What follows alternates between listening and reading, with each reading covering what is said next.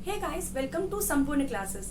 आज मैं आपके लिए लेके आई हूँ रिवीजन बैच एसएससी सीजीएल 2020 का। जैसे कि हमने पहले ही डिस्कस कर लिया था, हमारे पास 4 सब्जेक्ट्स होते हैं, जैसे मैथ्स और इंग्लिश में हमें बहुत ज़्यादा टाइम देना होता है लास्ट के 1-2 मंथ, है ना। तो आप बहुत ज़्यादा सीरियसली कर रहे होगे। इसके साथ जीएस जीके में सबके बहुत ज़्यादा कम मार्क्स आते हैं और इसकी वजह से कहीं ना कहीं सिलेक्शन रुक जाता है। और सबको ऐसा नहीं कि कोई प्रिपरेशन नहीं करता, किसी को स्टोरी नहीं पता होती, किसी को डेट्स याद नहीं होते। लैक ऑफ रिविजन, वो रिविजन नहीं कर पाते लास्ट टाइम पे ह्यूज अमाउंट में। जो जीके है, जीएस है, एक टाइप का समुंदर है और हम रिविजन नहीं कर पाते, क्विक रिविजन नहीं हो पाता, इसकी वजह से काफ़ी चीज़ें छूट जाती हैं। तो इसके बारे में सोचते हुए मैं ये बैच लेके आई हूँ। यहाँ पे जितने भी टॉपिक्स होते हैं, जो भी इंपॉर्टेंट है, जितने भी क्वेश्चंस पूछे गए हैं, है ना, तो उसको एक चैप्टर के फॉर्म में, एक टॉपिक के फॉर्म में आपको लेके आई हूँ। आपको मोस्टली जो 80-85 पोर्शन जो है वो रिपीटेड ही मिलेंगे आपको, क्योंकि हमारे मेन टारगेट क्या है कि क्लियर करना है एसएससी एग्जाम, है ना।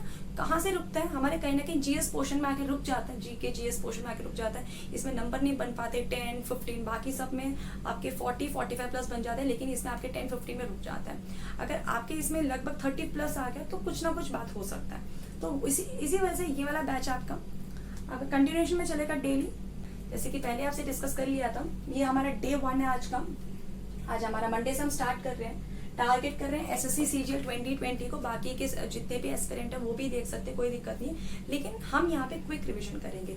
गाइस, एक और चीज़ मैं बता देती हूँ, अगर आप बिल्कुल अभी स्टार्ट कर रहे हो या आपने जस्ट अभी फॉर्म ही भरा है, तो आपके लिए इतना ज़्यादा बेनिफिट नहीं होगा, क्योंकि यहाँ पे काफ़ी चीज़ें मैं स्किप भी करूँगी। ठीक है, मैं आपको पहले ही बता रही, क्योंकि आपको भी पता है, मुझे भी पता है, ये पॉसिबल नहीं है कि होल सिलेबस जो है वो 1 मंथ में कवर करूँ। ये पॉसिबल नहीं है आपके लिए भी, मेरे लिए भी।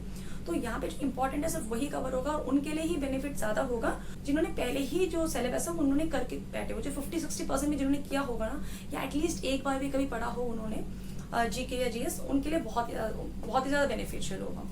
तो आज का जो टॉपिक है, हम टारगेट करेंगे डेली कुछ टॉपिक लेने का। आज हम हिस्ट्री से स्टार्ट कर रहे हैं। हिस्ट्री में स्टार्ट कर रहे हैं एंशिएंट हिस्ट्री। तो उसमें कौन सा है, इंडस वैली सिविलाइजेशन, बुद्धिज्म और जैनिज्म के बारे में पढ़ेंगे आज। आप प्लीज़ आप टेंशन मत लेना, थोड़ा सा लंबा वीडियो हो जाए, थोड़ा सा छोटा वीडियो हो जाए, ये मेरी जिम्मेदारी कंप्लीट करना। आप क्या करो, आप बस वीडियो देखो, एंजॉय करो। अब अगर आप डेली बैचेस में डेली देखोगे तो आपको सब कुछ रिवाइज होते हुए चला जाएगा। बाकी के दिन जो बच गए या इवनिंग टाइम में जो बच गया, तो आप 2x की स्पीड में दोबारा आप देख सकते हो, तो दोबारा आपका रिकॉल हो जाएगा। तो वैसे तो आपका रिकॉल हो ही जाएगा अगर आपने पढ़ रखा है, तो कोई दिक्कत नहीं आएगी। तो पहले हम इंडस वैली सिविलाइजेशन पढ़ेंगे, फिर बुद्धिज्म पढ़ेंगे, फिर जैनिज्म आज हम पढ़ेंगे। तो अगेन मैं बता रही हूँ, अगर आप बिल्कुल नए हो तो आपके लिए इतना ज़्यादा बेनिफिशियल नहीं होगा, क्योंकि कुछ टॉपिक में मैं बहुत ज़्यादा फास्ट में लेके जाऊँगी, जो आपको ऐसे लगेगा कि ये पता नहीं कितना ज़्यादा बोरिंग है ऑल दैट, तो उनके लिए ज़्यादा बेनिफिशियल नहीं है। तो मैंने डिटेल में भी बना रखा है, अगर वो करना चाहते हो कर सकते हैं। अदरवाइज रिविजन बैच ही है, बाकी जो है जैसे CHSL है उनके लिए भी बहुत ज़्यादा बेनिफिट होगा।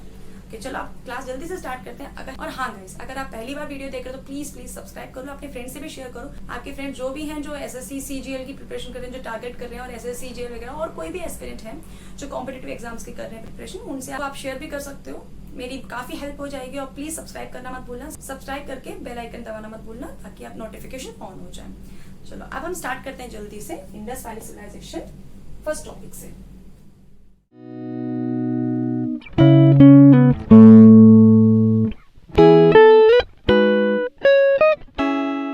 चलो गाइस, अब हम स्टार्ट करते हैं आज का first topic, that is Indus valley civilisation.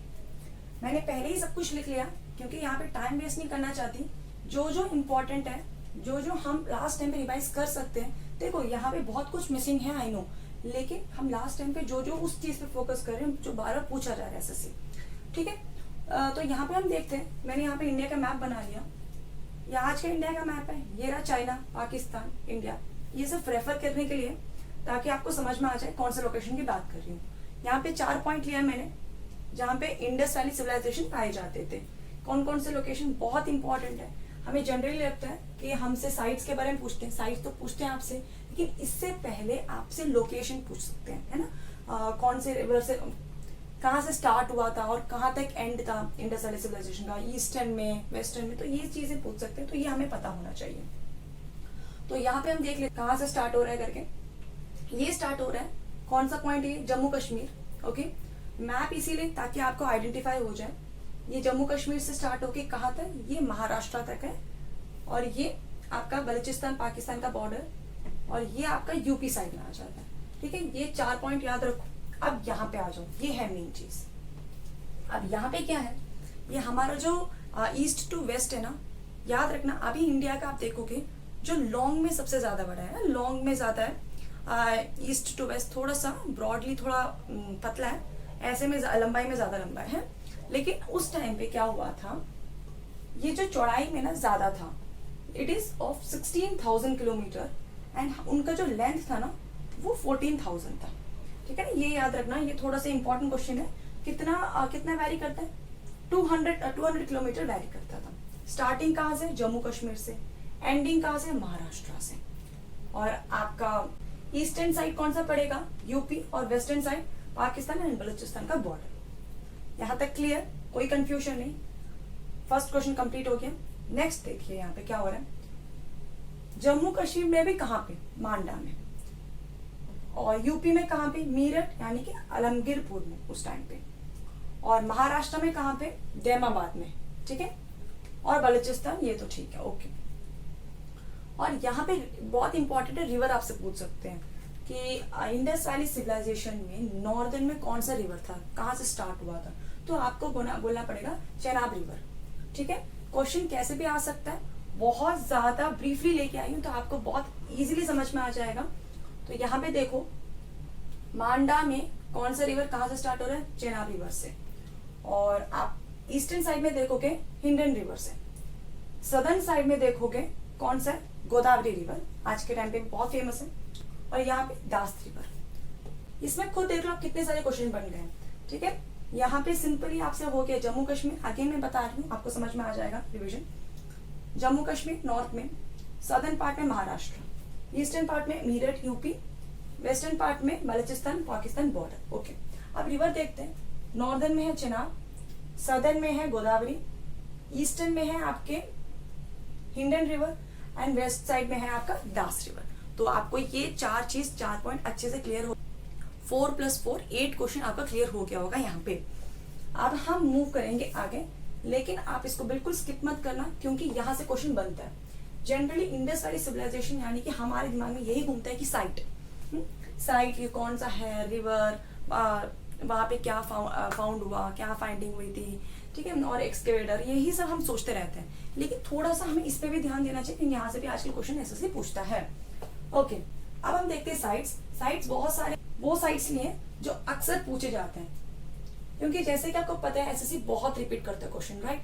तो एसएससी बहुत रिपीट कर रहे हैं, तो इस वजह से जो बहुत मोस्ट रिपीटेड क्वेश्चंस में से है उसी को मैंने लिया है।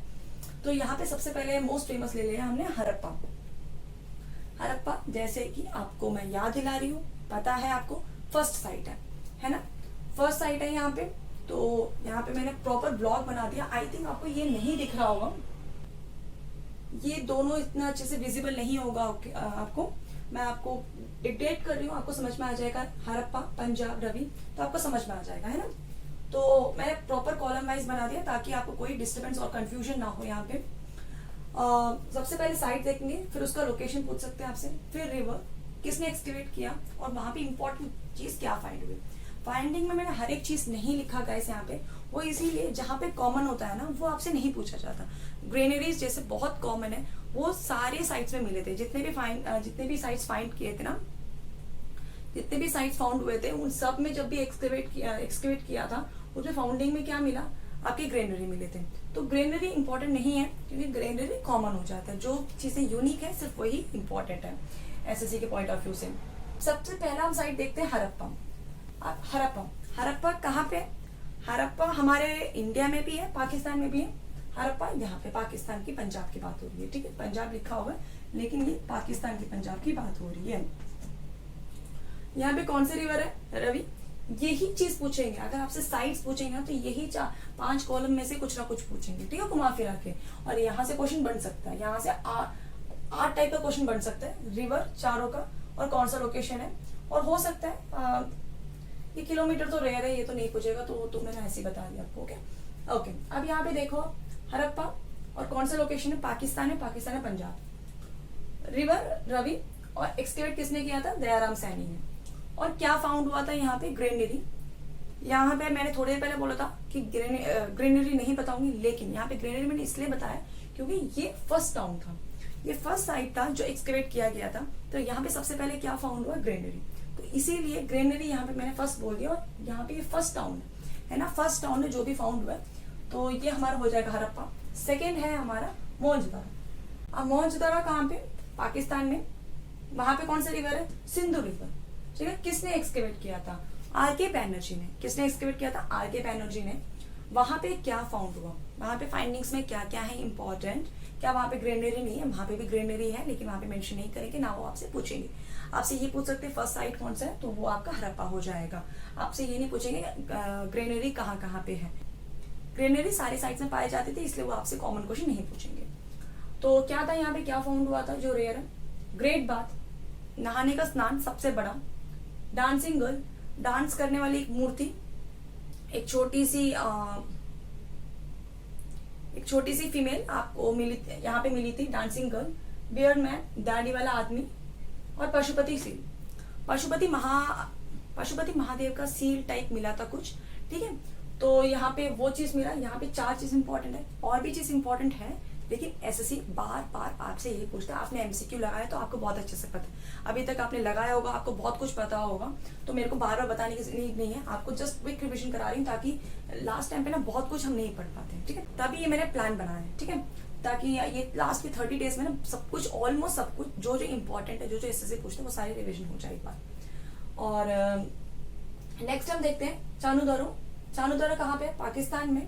रिवर कौन सा, सिंध। किसने एक्सकेवेट किया था, गोपाल मजूमदार ने। ठीक है, और एक और नाम भी है, लेकिन जो एसएससी लेता है गोपाल मजूमदार है। और फाइंडिंग्स यहाँ पे क्या क्या फाइंड किया था, यहाँ पे जो मोतियां बनाते हैं ना, बेड मेकिंग, मोतियों को बनाने में जो उसमें होल लगता है, उसे बनाने का जो फैक्ट्री है वो यहाँ पे पाया गया था, वो फाउंड हुआ।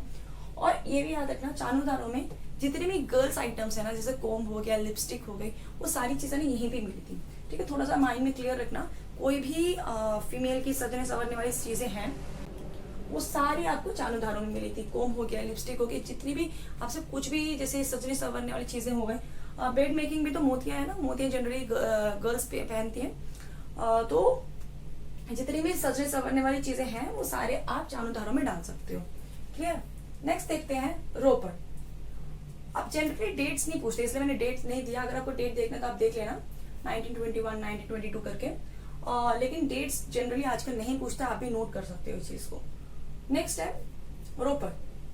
रोपड़ क्यों इंपॉर्टेंट है, रोपड़ इसलिए जनरली यहाँ पे रिवर वगैरह नहीं पूछते, फिर भी मैंने बता दिया। रोपड़ कहाँ पे, पंजाब में, सतलज। और किसने एक्सकेवेट किया था, वाई.डी. शर्मा ने। ठीक है, लेकिन ये इंपॉर्टेंट क्यों है, इसके फाइंडिंग को लेके। यहाँ पे क्या फाउंड हुआ, ड्यूरेट विद डॉग विद मैन। यहाँ पे डॉग और मैन को दफनाया गया था, इसीलिए इसको स्ट्रेंज ब्यूरल बोलते हैं। यहाँ पे आपसे पूछ सकते हैं स्ट्रेंज ब्यूरल कौन सा साइट है, रोपड़ है।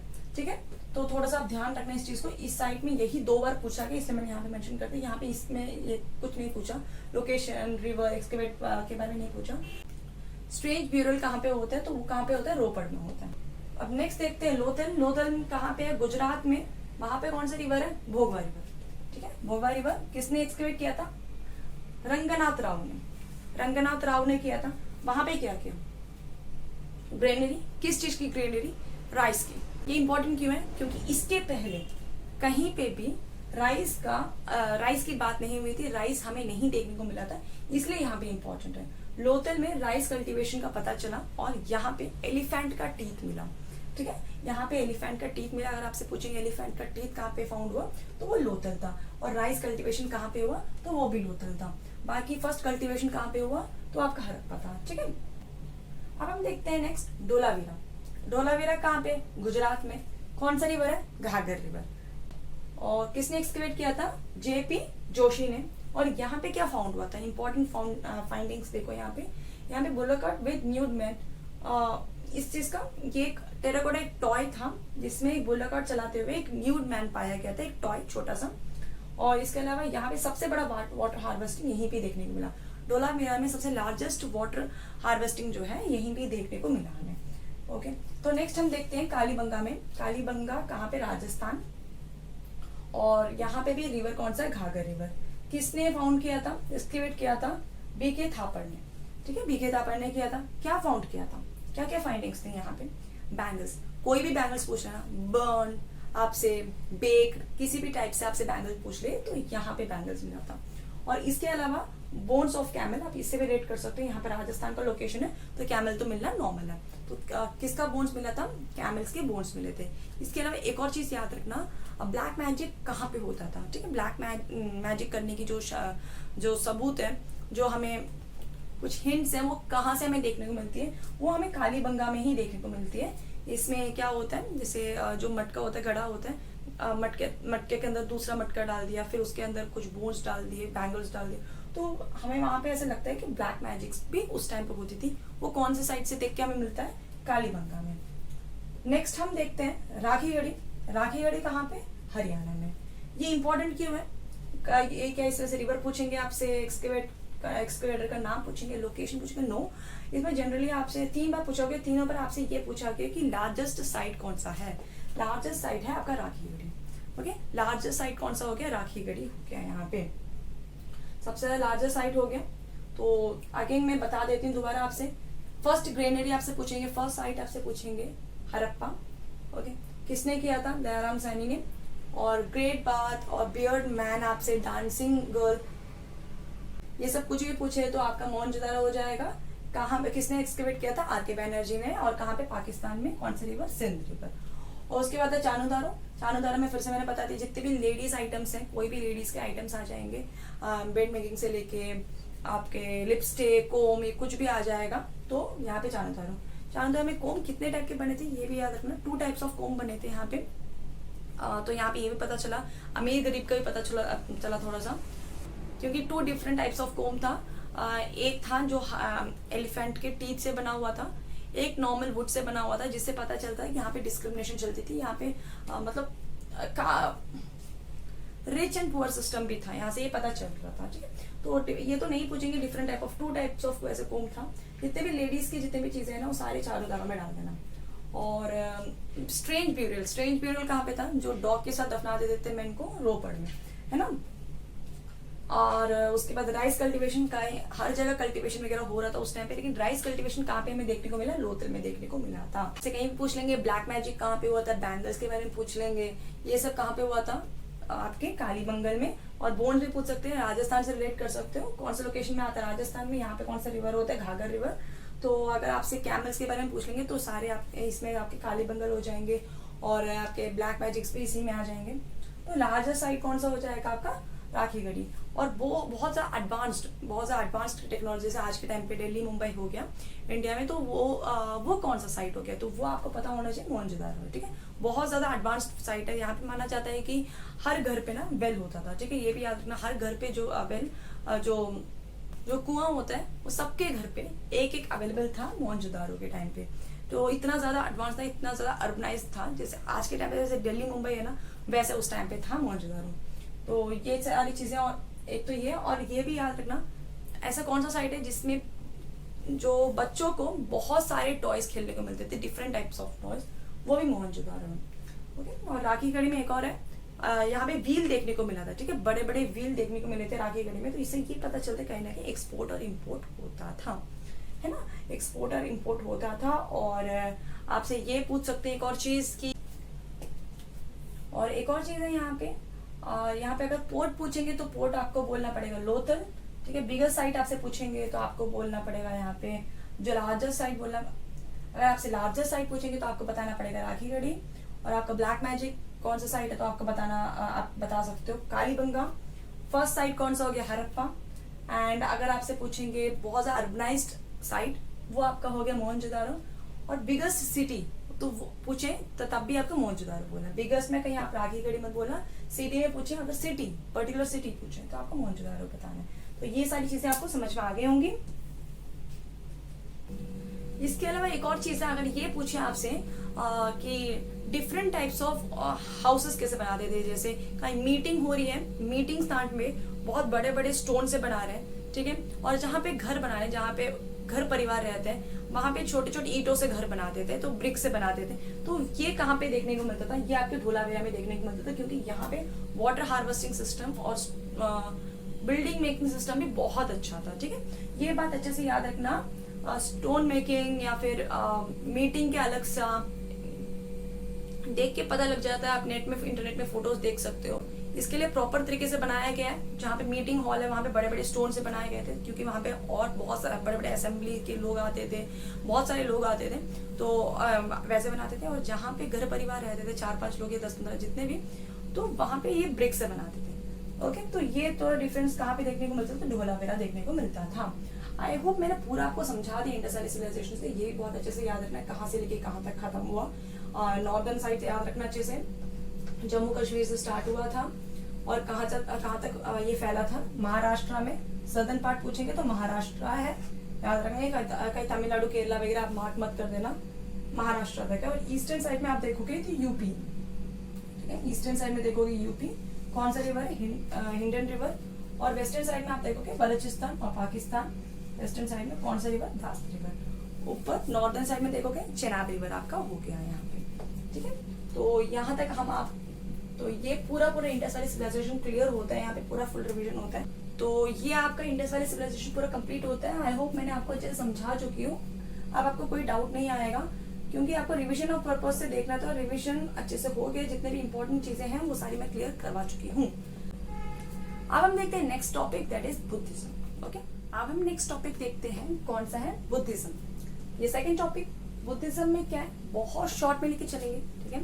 डिटेल में मैंने वैसे ही पढ़ा रखा है, अगर आपको डिटेल में पढ़ना है तो पूरा डिटेल में मैंने पढ़ा रखा है अलग से वीडियो में। हम आज रिवीजन कर रहे हैं, तो कंप्लीट करना है। एक एक चीज बहुत अच्छे से एक्सप्लेन करूंगी, डिटेल में तो नहीं हो पाएगा रिवीजन, तो मैं जल्दी जल्दी लेके जाऊंगी, थोड़ा सा आप ही मेरे साथ देना। अब हम सबसे पहले देखते हैं बुद्धिज्म। एक क्वेश्चन सबसे पहले ये बन जाता है, बुद्धिज्म किसने स्टार्ट किया था? गौतम बुद्धा ने स्टार्ट किया था। अगर वहां पे गौतम बुद्धा नहीं रहेंगे तो आप कंफ्यूज हो जाओगे। तो वहां पे 2 ऑप्शन में से कोई एक ऑप्शन और एक और होगा, वो होगा सक्य मुनि या फिर तर्कघाटा। ओके, इन दोनों में से कोई एक होगा। ये दोनों भी बुद्धिज्म का अलग नाम है, दूसरा नाम है सक्य मुनि या फिर तर्कघाटा।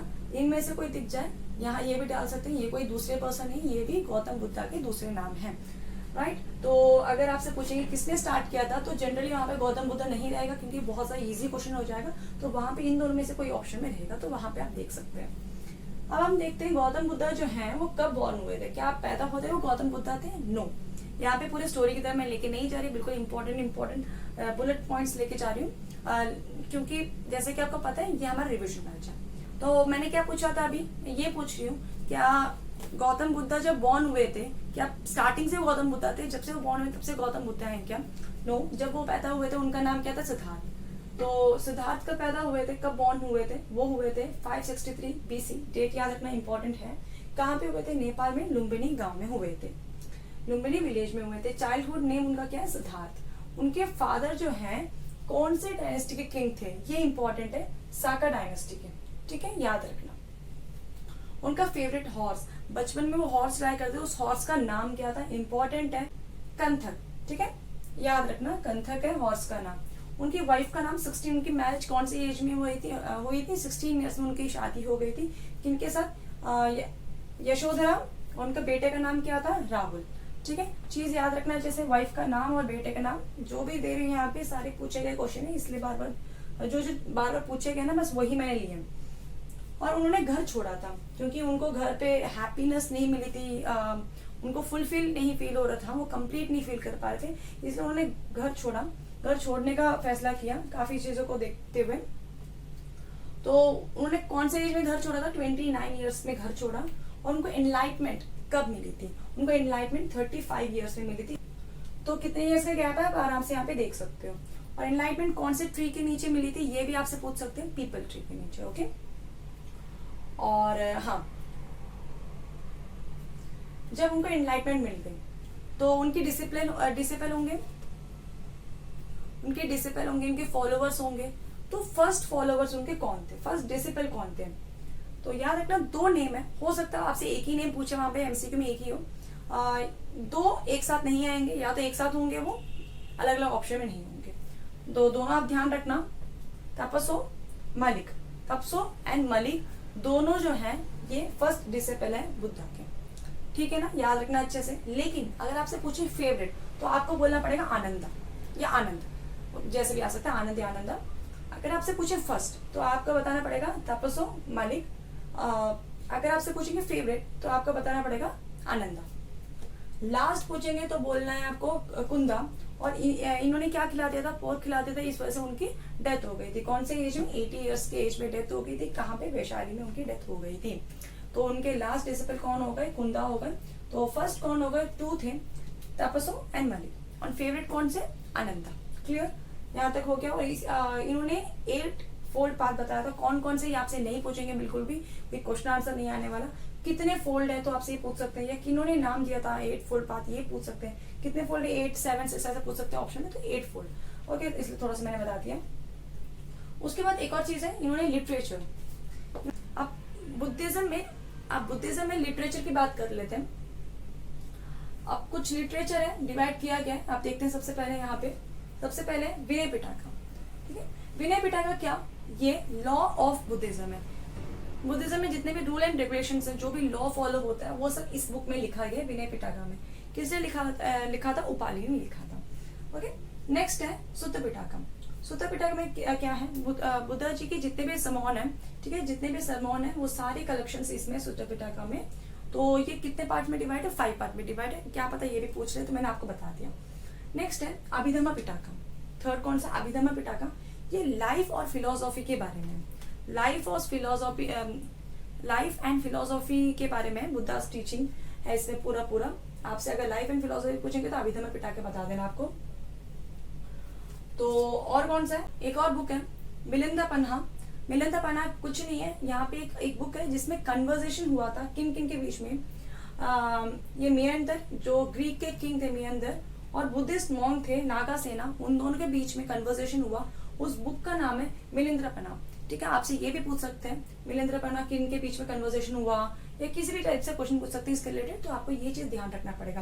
क्या ये सैक्रेड बुक है, जैसे हिंदुइज्म में क्या होता है, भगवत गीता, ऑलराइट, तो वैसे ही त्रिपिटका में क्या है, सैक्रेड बुक है ये बुद्धिज्म का।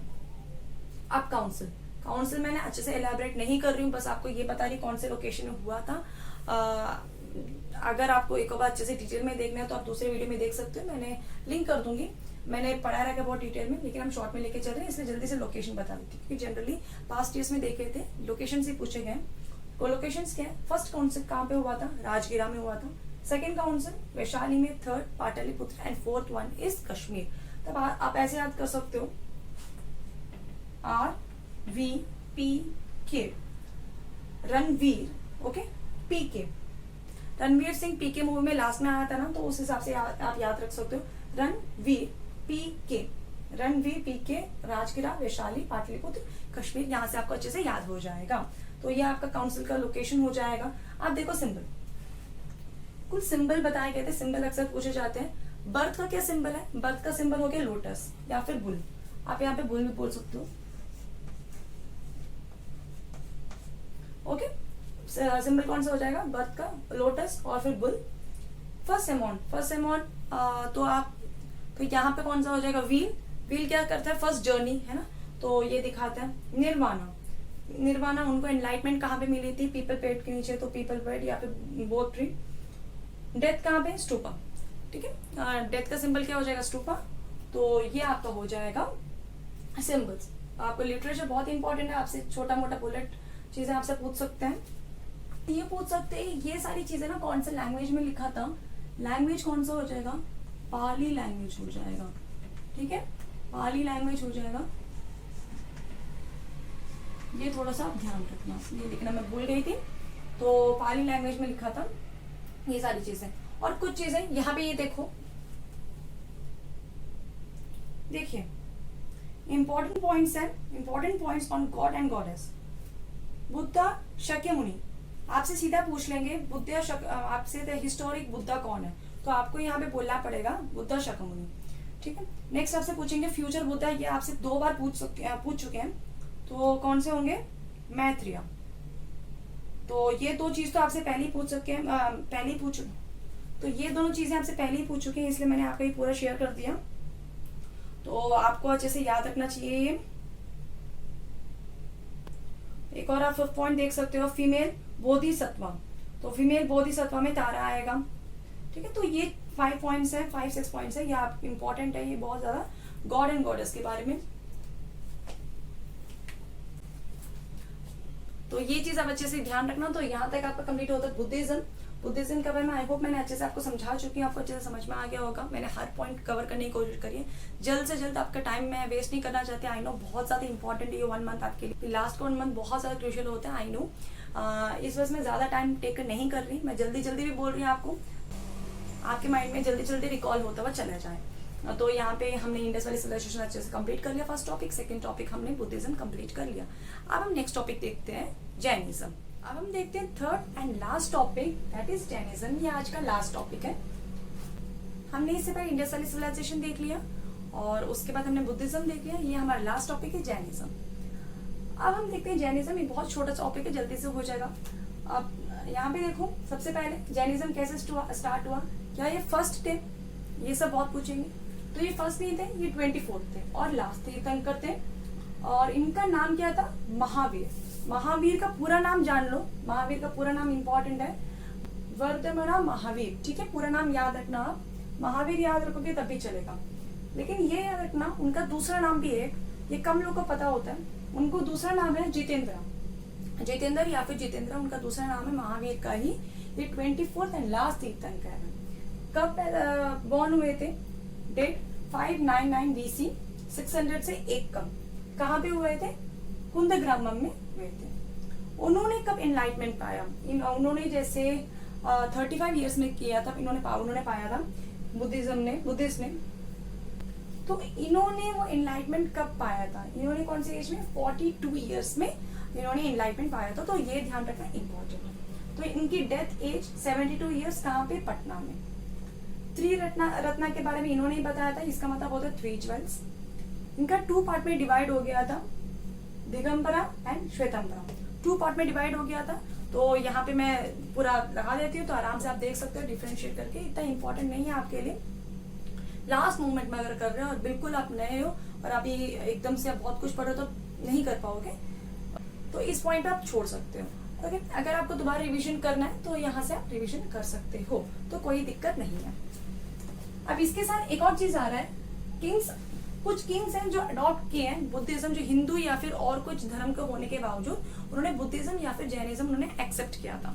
तो यहाँ पे वही चीज हम देखेंगे, कुछ किंग्स हैं जिन्होंने ऑप्ट किया था Buddhism, B for Buddhism, J for Jainism.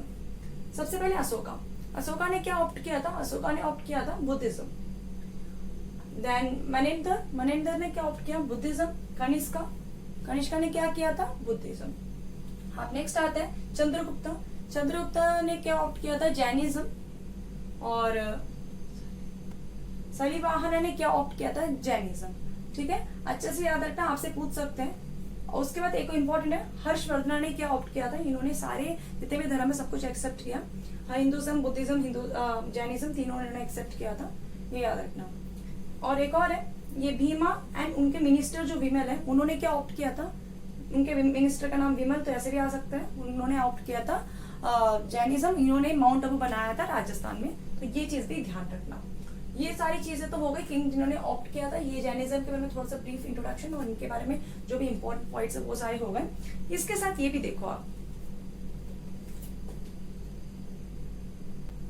यहाँ पे मैंने 2 चार्ट लगा दिया, जिसमें बुद्धिज्म जैनिज्म जिसमें डिफरेंशिएट है और एक में आपके सिमिलैरिटीज है।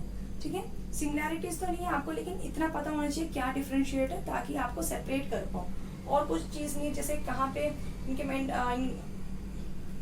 जैसे इन्होंने 3 रत्ना बोला था, इन्होंने 8 फोल्ड पाथ के बारे में बोला था, तो आपके लिए ना बहुत इजी हो जाएगा थोड़ा सा डिफरेंशिएट करने में। वैसे तो पूरी चीजें यहाँ से समझा चुकी हूँ, लेकिन यहाँ पे आपको ऐसे देखने में, एकदम चार्ट देखने में आपको बहुत अच्छे से समझ में आ जाएगा, इसलिए मैंने ये चार्ट लगा दिया है यहाँ पे। ठीक है, तो यहाँ पे खत्म होता है आपका जैनिज्म। तो आपका ये आज का 3 टॉपिक कंप्लीट हो गया जो हमारा टारगेटेड था। कौन सा करना था, इंडस वैली सिविलाइजेशन, हमारा बुद्धिज्म एंड जैनिज्म, ये 3 टॉपिक हमारा कंप्लीट हो चुका है। अब नेक्स्ट क्लास में नेक्स्ट टॉपिक के साथ मिलते हैं। ये रिविजन बैच है, अपने फ्रेंड से भी शेयर करो जो एसएससी में आगे सीजीएल की प्रिपरेशन कर रहे हैं। अभी जो 35 डेज बचे हुए हो, तब तक आप डेली एक वीडियो करके सारे पूरे जीके जीएस करंट अफेयर सबका रिवीजन कर लेंगे जितना क्विक हो सकता है। मैं प्रॉमिस नहीं कर रही पूरा सिलेबस हो नहीं पाएगा, ये आपको भी पता है मुझे भी पता है हम, लेकिन जो इंपॉर्टेंट टॉपिक है मेनली जो पूछे गए एग्जाम्स प्रीवियस ईयर्स में उन सबको मेनली हम टॉपिक लेके हम डिस्कस कर लेंगे, ताकि लास्ट टाइम पे जो आपने पढ़ रखा है बहुत सारी चीजें ऐसी होती है जिसमें मैथ्स और इंग्लिश में ध्यान देना ज्यादा जरूरी होता है लास्ट के 1 मंथ में। तो ये चीज मैं आपके लिए हेल्प कर रही हूँ। लास्ट के 1 मंथ में फुल रिवीजन हो रहा है, आपका कोई दिक्कत नहीं है। आपके जितने भी इंपॉर्टेंट टॉपिक्स हैं सब यहाँ पे कवर हो रहा है, आपने पढ़ रखा होगा तो यहाँ पे आपको सब कुछ रिकॉल हो रहा होगा। तो अपने फ्रेंड से भी शेयर करो गाइस, ये आप मेरी हेल्प कर सकते हो। आप अपने फ्रेंड से प्लीज शेयर करो, सब्सक्राइब करो, और अगर क्लास अच्छा लगे तो लाइक करना मत भूलना। तब तक के लिए बाय बाय, टेक केयर।